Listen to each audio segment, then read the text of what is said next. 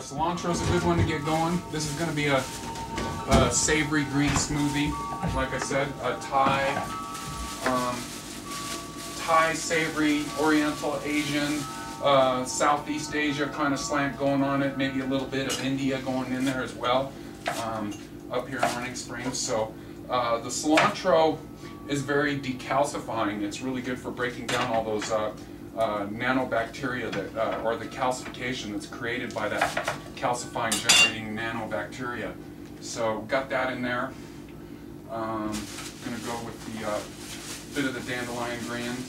My blender's starting to get a little full, so I'm probably going to have to do a bit of a blend to get that to go down. I actually am going to see I need a little more fluid in there.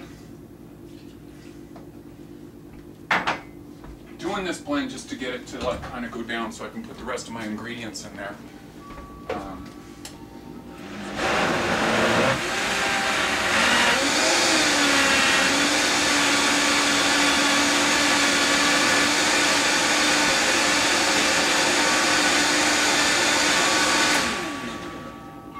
Mixture's getting kind of thick. That's kind of when you want to watch how long you have it going on there.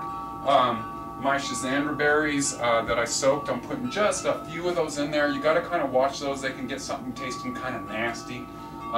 Schisandra in Chinese means 5-flavor fruit, and they have all 5 flavors represented. So that's why you got to kind of be careful with them, because if they start getting overpowered in something, you'll never get it back. So there's a lot of flavor balancing you can do if you get things twacked out. There's a few things that are very difficult. You just need to throw your thing away. Schisandra berry is one of them. Sage is another one. Rosemary's one. Cardamom pods. All those things, you get too much in there, it's fucked up. You're not going to get it back. So you just be careful with those kind of things that you know don't have the capability of being flavor balanced.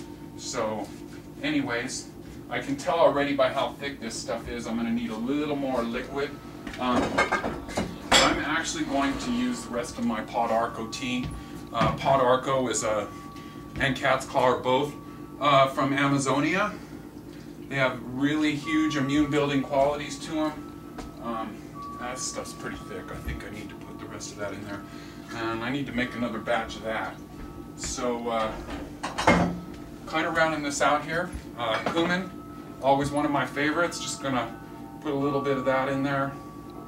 That's probably a good quarter cup I put in there. Gonna do the turmeric.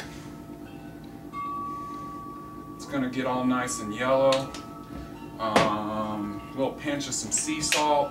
Need to watch the sea salt though, because I already got the seaweed in there. So I do tend to like things a bit to the salty side. We're gonna do a little bit of kelp. Again, anybody that's seen any of my demos or heard me talk about my stuff, I like to make my food as medicinal as possible, and getting all that extra stuff in there. We're going to go with a little bit of maca. And as you can see, I got all my cupboards opened up in here, and that's so I can just see and be inspired by what I do. I'm out of big spoons, so I'm just going to use what I got here. A little bit of maca in there. Kind of a lot of maca. Up there. You could go ahead and throw some Hoshu Wu and stuff in there. I'm going to use my Hoshu Wu on a drink later today. So other thing I'm going to do is put some nori in there. I get the powdered nori because I'm not doing the wraps right now from Mountain Rose Herbs. Sea vegetables are really good to use because they're very high mineralizing. This is dulse. Again, the powdered stuff from Mountain Rose Herbs. It's pretty cheap compared to getting it at a health food store. You're going to pay $8, $9 for a bag of this stuff. It's only going to be 8 ounces. I think I got it for $8, $9, $10 some nettle leaf. Nettle is really, really good for you. And it's looking to me like I'm starting to get my blender full. I'm going to put a little bit of coconut butter in there as well, essential fatty acids. I use this little ice cream scooper thing for the coconut butter, and I think that's going to be about it. We're going to blend this up. It may not go whizzing up like right away because I got a lot of stuff in there. But this is when you're fasting. That's why this fast is really good, because you can make these really thick concoctions, and you're going to have a go at it. I'm probably going to have to work at it a little bit to get this thing going. And you want to just be careful that you don't heat it all up. I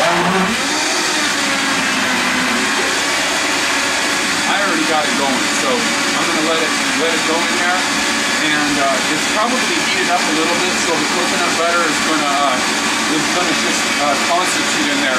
If you're working with something that's not got that viscous quality to it, the coconut butter floats to the top unless you get it up to 72 degrees.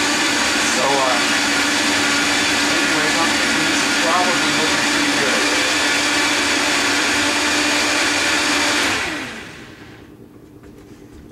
And it sure is. Gonna serve this up and have it. This is an excellent bowl that Valia Batanko made that I bought from her at Raw Spirit Fest. Here's my soup. It's got this nice, beautiful greenish yellow color to it. I'm gonna eat this with a spoon. You could just drink this stuff down like this. Anyways, if you look at it, it's really beautiful. The bowl's kind of making it look a little bit darker than it really is. You could drink it, but since I'm fasting, I want to feel like I'm eating something.